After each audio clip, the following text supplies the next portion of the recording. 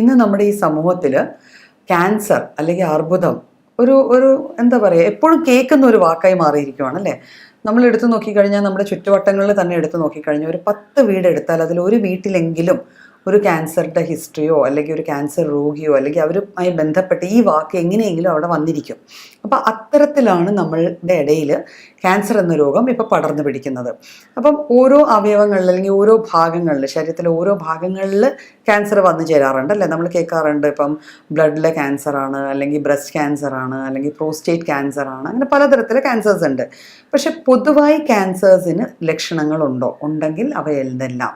അപ്പോൾ നമുക്ക് അതൊന്ന് നോക്കാം. എന്ന് വെച്ചാൽ പലപ്പോഴും അറിവില്ലായ്മ കൊണ്ട് ക്യാൻസറിൻ്റെ ഏറ്റവും വലിയ പ്രത്യേകത എന്ന് വെച്ചാൽ പല ഭാഗങ്ങളിലെ ക്യാൻസേഴ്സ് നമ്മൾ ആദ്യഘട്ടത്തിൽ തന്നെ കണ്ടുപിടിച്ചാൽ അത് നമുക്ക് നല്ല രീതിയിൽ ചികിത്സിച്ച് മാറ്റി ആ ഒരു വ്യക്തിക്ക് ഏകദേശം നല്ലൊരു ക്വാളിറ്റി ഓഫ് ലൈഫോടെ ബാക്കി ശിഷ്ടകാലം ജീവിച്ച് തീർക്കാൻ പറ്റുന്നതാണ്. പക്ഷേ പലപ്പോഴും ഇത് മിസ്ഡയഗ്നോസ് ചെയ്യുകയോ അല്ലെങ്കിൽ ഇതിൻ്റെ ഡയഗ്നോസിസ് ഇത് കണ്ടുപിടിക്കാൻ നമ്മൾ വിട്ടുപോവുകയോ ചെയ്തു കഴിഞ്ഞാൽ പിന്നെ ഇത് ചികിത്സിച്ച് മാറ്റുക എന്ന് വെച്ചാൽ ഒരു ശരിക്കും ഇമ്പോസിബിൾ ആയിട്ടുള്ളൊരു കാര്യമായി മാറും.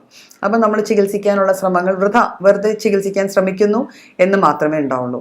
അപ്പം എന്തൊക്കെയാണ് ക്യാൻസറിൻ്റെ പൊതുവായ ലക്ഷണങ്ങൾ? ഇപ്പം ക്യാൻസർ എന്ന വാക്കിൽ നമുക്ക് അറിയാം അല്ലേ, എന്തെങ്കിലും ഒരു ഒരു ഓവറായിട്ടുള്ളൊരു ഗ്രോത്ത്, ഒരു ട്യൂമർ അല്ലെങ്കിൽ എന്തെങ്കിലും ഒരു അമിതമായ ഒരു വളർച്ച, അതാണ് ക്യാൻസറിൻ്റെ. ക്യാൻസർ എന്ന് പറയുമ്പോൾ നമ്മുടെ മനസ്സിൽ ആദ്യമേ വരുന്ന ഒരു ഐഡിയ അതാണ്. അപ്പം അത് തന്നെ നമുക്ക് ആദ്യ ലക്ഷണമായിട്ട് എടുക്കാം. നമ്മുടെ ശരീരത്തിലെ ഏത് ഭാഗത്തായാലും അവിടെ വേദനയുള്ളതോ വേദനയില്ലാത്തതോ, പ്രത്യേകിച്ചും വേദനയില്ലാത്ത മുഴകളോ തടിപ്പുകളോ ആയിരിക്കും ആദ്യഘട്ടങ്ങളിൽ കാണപ്പെടുക. അപ്പം എല്ലിലോ അല്ലെങ്കിൽ സ്കിന്നിൽ അല്ലെങ്കിൽ ഏതെങ്കിലും നമ്മളുടെ ബ്രസ്റ്റിൽ അല്ലെങ്കിൽ ഒരു വൃക്ഷണഭാഗത്ത് ടെസ്റ്റിസിൻ്റെ ആ ഒരു ഏരിയയിൽ ഏതെങ്കിലും ഗ്ലാൻസിൽ, കഴലകൾ എന്ന് പറയുന്ന ഗ്ലാൻസിൽ, തൈറോയിഡ് ഗ്ലാൻഡ് നമ്മുടെ തൊണ്ടയുടെ മുന്നിലിരിക്കുന്ന ഗ്രന്ഥികളിൽ, അപ്പോൾ ഇവയിലൊക്കെ ചെറിയ തടിപ്പുകൾ, അത് വേദനയില്ലാത്ത തടിപ്പുകളും ആവാം, ചെറുതായിട്ട് വേദനയുള്ള തടിപ്പുകളോ നിറവ്യത്യാസങ്ങളോ കാണപ്പെടുകയാണെങ്കിൽ അത് ക്യാൻസറിൻ്റെ ഒരു ലക്ഷണമാകാം. അപ്പം ഈ പറയാൻ പോണ ലക്ഷണങ്ങളൊക്കെ ഉണ്ട് എന്ന് പറഞ്ഞ് നമുക്ക് ക്യാൻസർ ആണ് എന്ന് ടെൻഷൻ അടിക്കുകയോ പേടിക്കുകയോ വെപ്രാളപ്പെടുകയോ ചെയ്യാനുള്ളതല്ല. ഇതെന്തെങ്കിലും ഉണ്ടെങ്കിൽ നമ്മൾ കൂടുതൽ ഇൻവെസ്റ്റിഗേഷനിലേക്ക് പോവുക, ഒരു ഡോക്ടറെ കാണിച്ച് എന്താ മുന്നോട്ട് ചെയ്യാൻ പറ്റുക എന്നുള്ളതിന് മാത്രമാണ് ഈ ലക്ഷണങ്ങൾ പറയുന്നത് കേട്ടോ.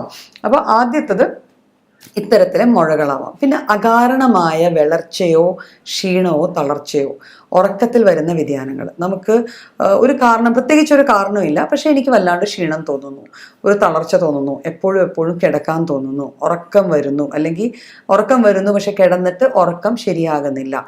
അപ്പോൾ ഇത്തരത്തിലുള്ളൊരവസ്ഥകൾ വന്നു ചേർന്നാലും അത് ക്യാൻസറിൻ്റെ ഒരു ലക്ഷണം ആകണമെന്ന് നിർബന്ധമല്ല. ഞാൻ നേരത്തെ പറഞ്ഞ പോലെ തന്നെ അങ്ങനെ ഒരു ലക്ഷണമായി മാറാം.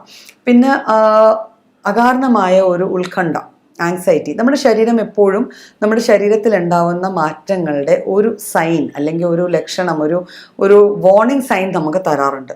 അപ്പോൾ ചിലപ്പോൾ നമുക്ക് ഉള്ളിൽ തന്നെ ഒരു ഉത്കണ്ഠ, ഒരു ആങ്സൈറ്റി, ഒരു ടെൻഷൻ, ഉറങ്ങാൻ കിടന്നാൽ വേണ്ടാത്ത ചിന്തകൾ വരിക, ഇതാണോ അങ്ങനെയാണോ, എന്തുകൊണ്ട് ഇങ്ങനെ വരുന്നു, അകാരണമായ ഒരു ആങ്സൈറ്റി അല്ലെങ്കിൽ ഉത്കണ്ഠ. അപ്പോൾ ഇതിൻ്റെ കൂട്ടത്തിൽ തന്നെ നമുക്ക് വന്നു ചേരാവുന്ന, അപ്പോൾ ഈ ലക്ഷണങ്ങളുടെ കൂട്ടത്തിൽ തന്നെ അകാരണമായ ആങ്സൈറ്റിയും നമുക്ക് കൂടെ ചേർക്കാവുന്നതാണ്. പിന്നെ ശരിക്കും നമ്മളുടെ ബോഡിയിൽ കുറച്ച് ഓറിഫൈസസ് അല്ലെങ്കിൽ കുറച്ച് ഔട്ട്ലെറ്റ്സ് ഉണ്ട്. നമ്മുടെ മൂക്ക്, വായ, അല്ലെങ്കിൽ യൂറിൻ പാസ് ചെയ്യണ യൂറിത്ര, പിന്നെ ഏനസ്, മലദ്വാരം. അപ്പോൾ ഈ ഭാഗങ്ങളിൽ നമുക്ക് നോർമലായിട്ടുള്ള കുറച്ച് ഡിസ്ചാർജസ് ആണ് പൊതുവെ ഉണ്ടാവുക. ചെവി.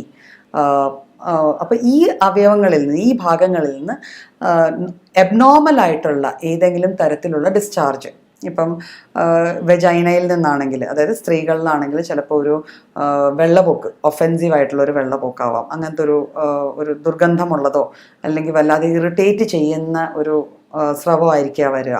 മലദ്വാരത്തിൽ നിന്ന് അതുപോലെ തന്നെ ദുർഗന്ധം വമിക്കുന്നതായിട്ടോ അല്ലെങ്കിൽ രക്തം പുടർന്നതായിട്ടോ ഉള്ള എന്തെങ്കിലും ഒരു ഡിസ്ചാർജ് ഉണ്ടാവാം.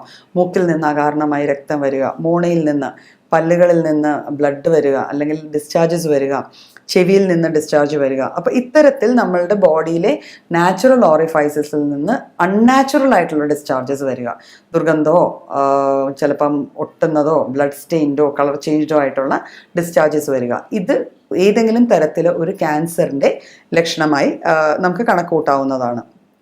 ഇതുകൂടാതെ നമ്മളുടെ ശരീരത്തുള്ള മറുകുകൾ അല്ലെങ്കിൽ പാടുകൾ, ചെറിയ മറുകുകൾ, ചെറിയ കുരുക്കൾ, പരുക്കൾ, പാടുകൾ 1-2 ആഴ്ച പ്രോപ്പറായിട്ട് നമ്മൾ അത് മാനേജ് ചെയ്തിട്ടും അത് പോകാതെ അതേപോലെ ഇരിക്കുകയോ പെട്ടെന്ന് ആകസ്മികമായി വളരുകയോ അല്ലെങ്കിൽ അതിൻ്റെ ടെക്സ്ചറിൽ ചേഞ്ച് വരികയോ, ഒരു അരിമ്പാറ പോലെ വന്നിട്ട് അത് പെട്ടെന്ന് വളരുക, നമ്മൾ പ്രതീക്ഷിക്കുന്നേക്കാളും കൂടുതൽ വളരുന്നുണ്ട്, വളർച്ച വരുന്നുണ്ട്, അതിൽ നിന്ന് ബ്ലീഡിങ് ഉണ്ടാവുന്നുണ്ട്. അപ്പോൾ ഇത്തരത്തിലെ സ്കിൻ ചേഞ്ചസും പലപ്പോഴും ക്യാൻസറിൻ്റെ ലക്ഷണങ്ങളായി നമുക്ക് കണക്കാക്കാവുന്നതാണ്. അത് ഇതിൻ്റെ കൂടെ വേറെ ലക്ഷണങ്ങളും കൂടെ ഉണ്ടെങ്കിൽ നമ്മൾ നാച്ചുറലി ഒരു ഇൻവെസ്റ്റിഗേഷന് പോകേണ്ടതാണ്. പിന്നെ വരാൻ ചാൻസ് ഉള്ള കാണപ്പെടുന്ന ഒരു ലക്ഷണം എന്ന് വെച്ചാൽ അകാരണമായ വേദനകൾ. ഇപ്പം നമുക്ക് വയറ് വേദന എടുക്കുന്നുണ്ട്, അതിന് പ്രത്യേകിച്ച് കാരണമൊന്നുമില്ല. നമ്മൾ സാധാരണ എപ്പോഴും വയറുവേദന ഗ്യാസിൻ്റേതായിരിക്കും, ഭക്ഷണമായിട്ട് റിലേറ്റ് ചെയ്യാറുണ്ട്. പക്ഷെ നമ്മൾ അത് ചെക്ക് ചെയ്തിട്ടും നമുക്കൊരു വേദന വരുന്നുണ്ട്, അതിന് പ്രത്യേകിച്ച് ഒരു കാരണം വരേണ്ട കാര്യമില്ല എങ്കിൽ അത് ക്യാൻസറിൻ്റെ ലക്ഷണമാകാം. പിന്നെ നമ്മളിപ്പോൾ വെയിറ്റ് ലോസിനൊന്നും ചെയ്യുന്നില്ല, നമ്മൾ പ്രത്യേകിച്ച് ഭക്ഷണത്തിലൊരു മാറ്റം വരുത്തിയില്ല, നമ്മൾ പ്രത്യേകിച്ച് നമ്മുടെ ദിനചര്യകളിൽ മാറ്റം വരുത്താതെ തന്നെ നമ്മുടെ ശരീരഭാരം ക്രമാതീതമായിട്ട് കുറയുക.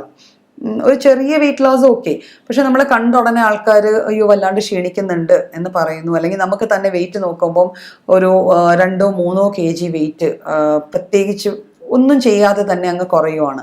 അപ്പോൾ അത്തരത്തിൽ ഒരു വെയിറ്റ് ലോസ് നമ്മുടെ ബോഡിയിൽ ഉണ്ടാവുക, ഈ ലക്ഷണത്തെ നമുക്ക് ക്യാൻസറിൻ്റെ ഒരു പ്രൈമായിട്ടുള്ളൊരു ലക്ഷണമായിട്ട് കണക്കൂട്ടാവുന്നതാണ്.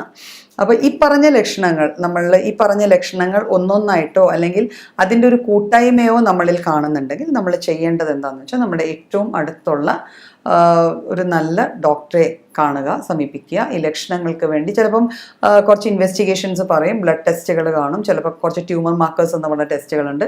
ഈ ടെസ്റ്റുകളൊക്കെ ചെയ്തിട്ട് ഇത് ക്യാൻസർ ആണോ അല്ലയോ എന്ന് നമുക്കറിയാൻ പറ്റും. പക്ഷെ എപ്പോഴും നമ്മൾ ഈ ലക്ഷണങ്ങൾ കണ്ടാൽ ഇൻവെസ്റ്റിഗേഷൻസിന് പോകാതെ ഇരിക്കുന്നതാണ് ഏറ്റവും വലിയ മണ്ടത്തരം. എന്ന് വെച്ചാൽ എപ്പോഴും ഇൻവെസ്റ്റിഗേറ്റ് ചെയ്ത് ഏത് സ്റ്റേജിലാണ് അസുഖം എന്ന് അറിഞ്ഞു കഴിഞ്ഞാൽ നമുക്കതിപ്പോൾ ക്യാൻസർ അല്ലാത്ത പക്ഷം പോലും അത് എത്രയും പെട്ടെന്ന് ചികിത്സിച്ച് മാറ്റാവുന്നതാണ്.